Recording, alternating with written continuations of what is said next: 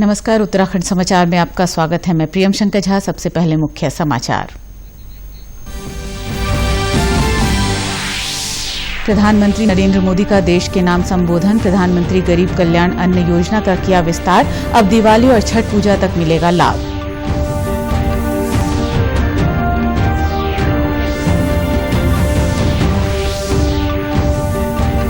केंद्र सरकार ने अनलॉक के दूसरे चरण के लिए जारी किए दिशा निर्देश। उत्तराखंड में भी जारी की गई अनलॉक 2 की गाइडलाइन। राज्य के लोगों के लिए कल से शुरू होगी 4 धाम यात्रा।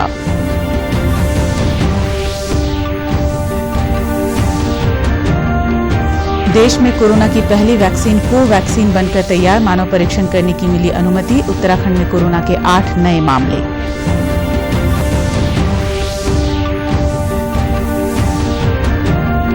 और सहकारी बैंकों में सुरक्षित है लोगों का पैसा। कमजोर स्थिति वाले बैंकों को आरबीआई देगा संरक्षण। आरबीआई के दिशा निर्देश में और बेहतर काम करेंगे बैंक।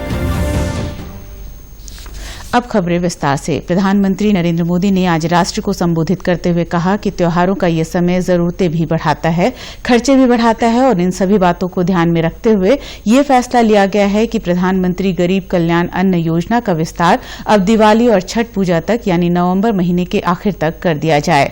प्रधानमंत्री ने कहा कि हमारे यहां वर्षा ऋतु के दौरान और उसके बाद मुख्य तौर पर एग्रीकल्चर सेक्टर में ही ज्यादा काम होता है।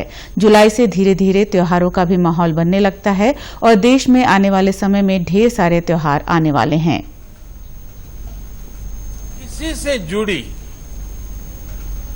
एक महत्वपूर्ण घोषणा करने जा रहा कि प्रधानमंत्री गरीब कल्याण अन्न योजना का विस्तार अब दिवाली और छठ पूजा तक यानी नवंबर महीने के आखिर तक कर दिया जाएगा। उन्होंने कहा कि केंद्र सरकार ने अमेरिका, ब्रिटेन और यूरोपियन यूनियन की आबादी से लगभग 2 गुने से ज्यादा लोगों को मुफ्त अनाज दिया है। उन्होंने कहा कि इस समय जो लापरवाही कर रहे हैं वो ये नहीं समझ रहे हैं कि वो कोरोना के खिलाफ लड़ाई को कमजोर कर रहे हैं। ऐसे लोगों को लापरवाही करने से रोकना होगा और नियमों का पालन कराना होगा।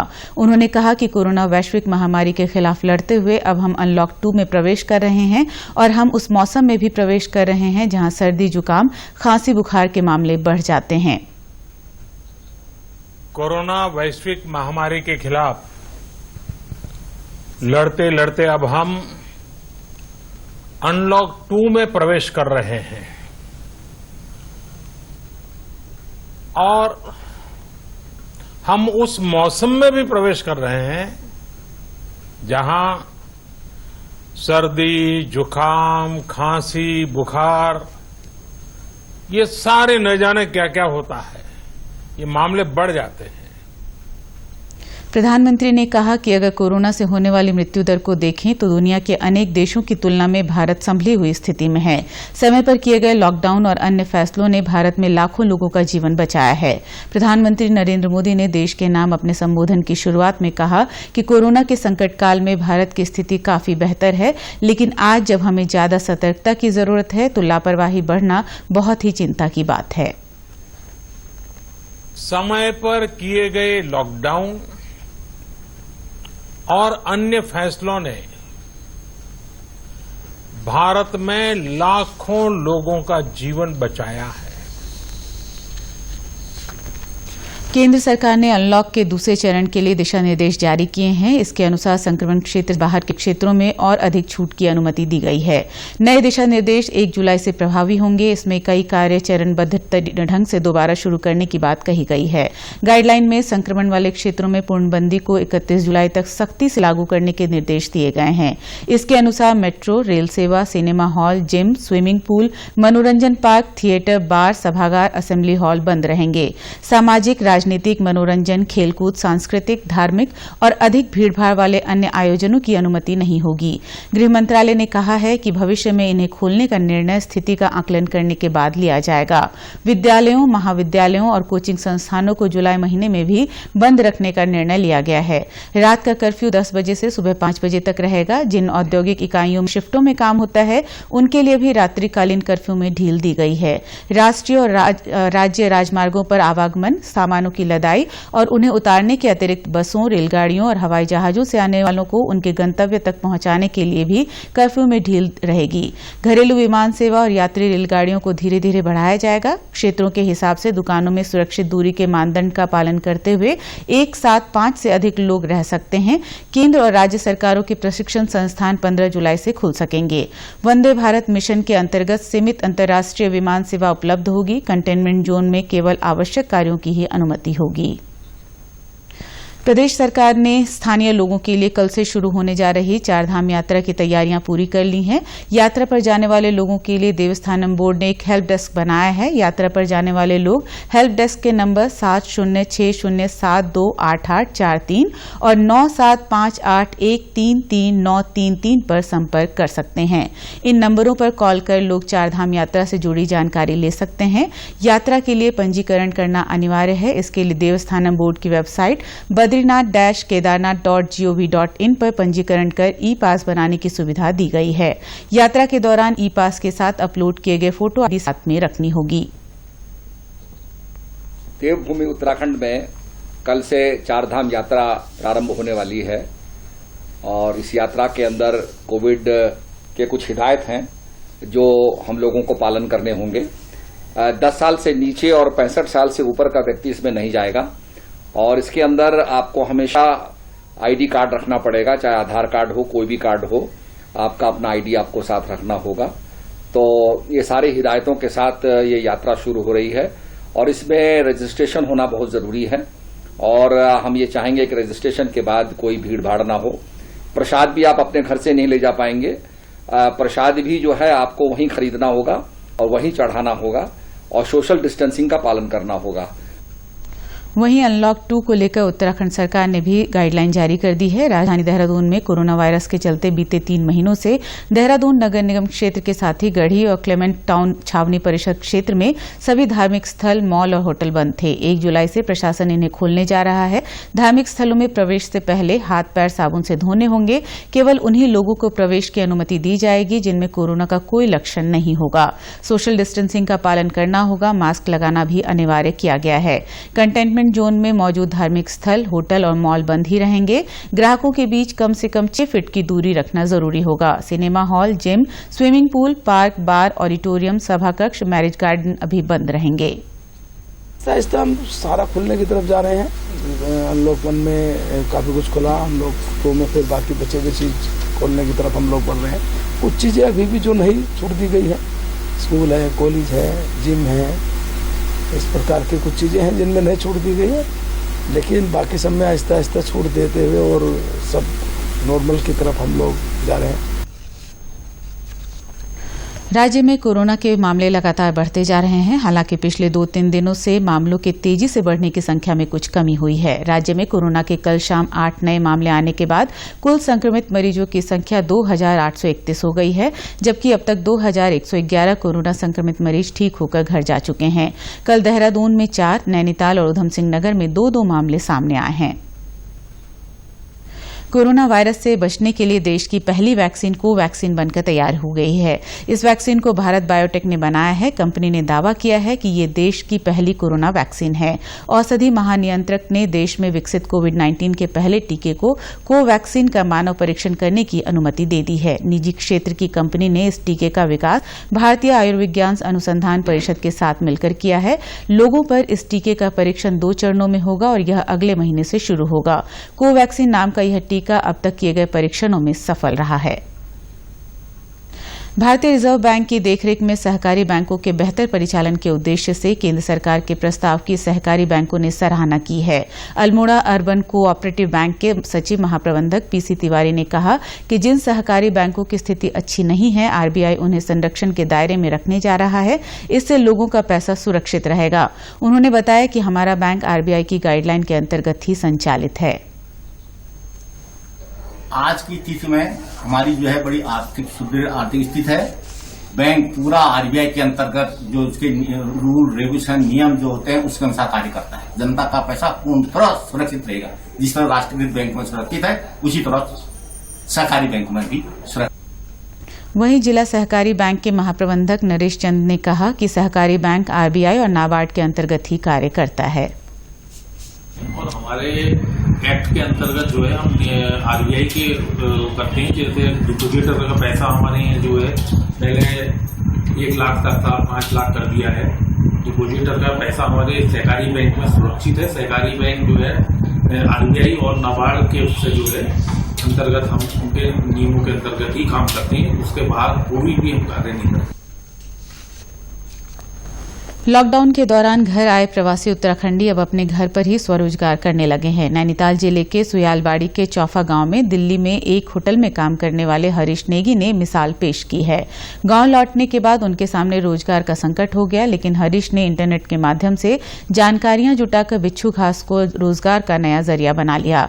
बिच्छू घास को आयुर्वेद में बेहद गुणकारी बताया गया है। उनका कहना है कि इसके गुणों के अनुसार बिच्छू घास से चाय बनाई और बाजार में सुखाकर बेचना शुरू किया। एक्चुअली हम लोग दिल्ली में रहते हैं, बस लॉकडाउन की वजह से हम लोग यहाँ पे आए हुए हैं। विद फैमिली में यहाँ पे आया हूँ अभी। तो अभी तो ये है कि लॉकडाउन में हम यहाँ पर समाव फंसी गए हैं, तो आने जाने का कोई वो बन नहीं रहा है। बट हम लोग मैंने सोचा कि लॉकडाउन में अगर कुछ यहाँ पे खाली बैठ के क्या करना है तो कुछ कर लेते हैं। तो मैंने नेटल के ऊपर काम किया है। मैं नेटल खुद काट रहा हूँ और उसको ड्राई कर रहा हूँ लीव्स का, क्योंकि जहाँ तक मुझे पता है कि नेटल्स के बारे में मैंने बाहर की मार्केट्स के अंदर देखा है, बहुत अच्छी वैल्यू है नेटल की। बहुत उसकी ग्रीन टी बनती है, बहुत सारे लाइक शुगर पेशेंट्स के भी काम आता है उसका। तो नेटल्स के ह्यूमन बॉडीज़ के लिए ऑलरेडी बहुत सारे बेनिफिट्स हैं। तो अभी हम इस चीज़ पे काम कर रहे हैं, मी एंड माय वाइफ, हम मिल के इस चीज़ में काम कर रहे हैं। और मेरा कजिन ब्रदर है जो इसमें मेरे को सपोर्ट कर रहा है। तो अभी मैं इसी पे काम कर रहा हूँ। हरीश के काम में उनकी पत्नी ली ने पूरा सहयोग किया। ली ने बिच्छू घास को काट कर लाने का काम किया और उसे सुखाकर 10-10 किलो के बैग बनाकर हल्द्वानी में ही 200 रुपए प्रति बैग कीमत पर बेच दिए। इससे उनको अच्छी आमदनी भी हो रही है। ये लॉकडाउन के बाद तो हम कुछ बोल नहीं सकते थे how long it would take, इसलिए हमने ये पूरा family, our family, my husband, my mother in law, all of us together we start doing this natal leaves. So अगर आगे ऐसे यहाँ पे बहुत सारे औरतें हैं, lots of women, all the womens, let me say, they are very hard working and they used to work day and night, but we can say they don't have any value about their work. And if we start doing this one, then all the women from the villages, they can cut it to live. And then if we got a good buyer, then all the women also can have income resources. मुख्यमंत्री के media सलाहकार रमेश भट्ट को जब इसकी जानकारी मिली तो वो गांव पहुंचे और हरीश नेगी की पूरी योजना की जानकारी ली। उन्होंने कहा कि हरीश नेगी प्रवासियों के लिए रोल मॉडल साबित होंगे। इस तरह के प्रयासों से प्रवासियों को गांव में ही रोजगार मिलेगा। जब हमारे उत्तराखंडी भाई बहन वापस उत्तराखंड आए तो उस समय माननीय मुख्यमंत्री जी ने एक संकल्पना की कि हमें इनको वापस रोकना है। तो इसके लिए मुख्यमंत्री स्वरोजगार योजना की शुरुआत की गई और मैं भी जगह जगह घूम घूम के यही प्रयास कर रहा हूं, अपने युवाओं को ये मैं बताने की कोशिश कर रहा हूं कि हमें प्रकृति ने देवभूमि को वो सारे संसाधन दिए हैं जिसका संतुलित इस्तेमाल कर कर हम यहीं रहकर अपनी आजीविका चला सकते हैं।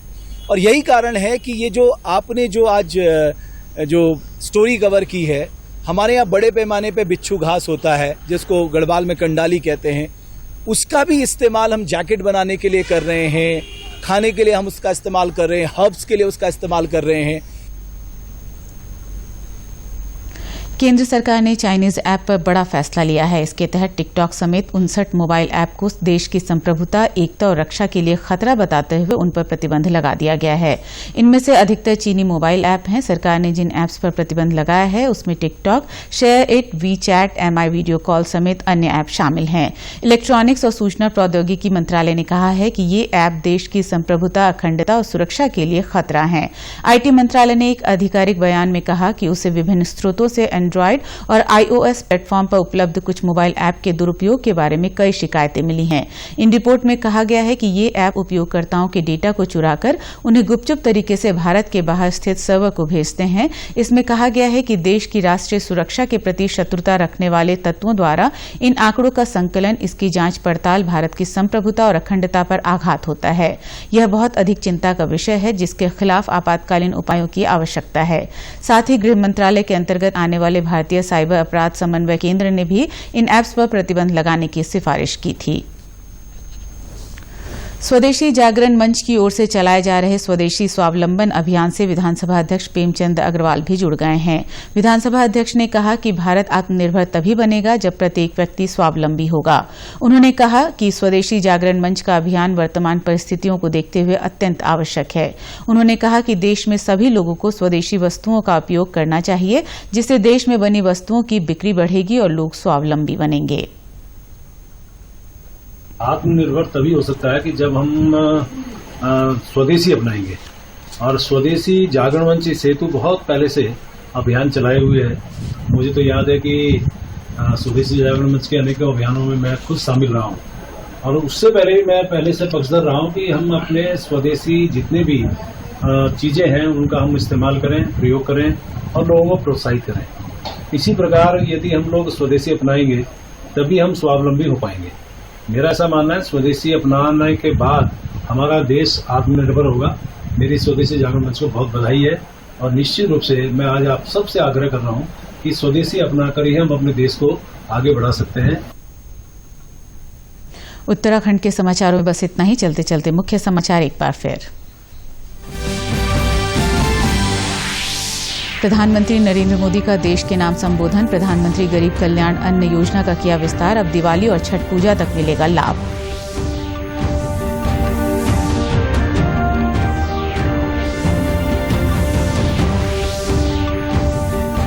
केंद्र सरकार ने अनलॉक के दूसरे चरण के लिए जारी किए दिशा निर्देश। उत्तराखंड में भी जारी की गई अनलॉक 2 की गाइडलाइन। राज्य के लोगों के लिए कल से शुरू होगी 4 धाम यात्रा।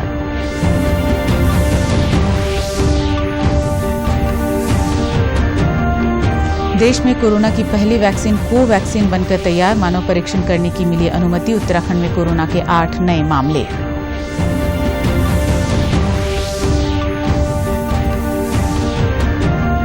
और सहकारी बैंकों में सुरक्षित है लोगों का पैसा। कमजोर स्थिति वाले बैंकों को आरबीआई देगा संरक्षण। आरबीआई के दिशा निर्देश में और बेहतर काम करेंगे बैंक।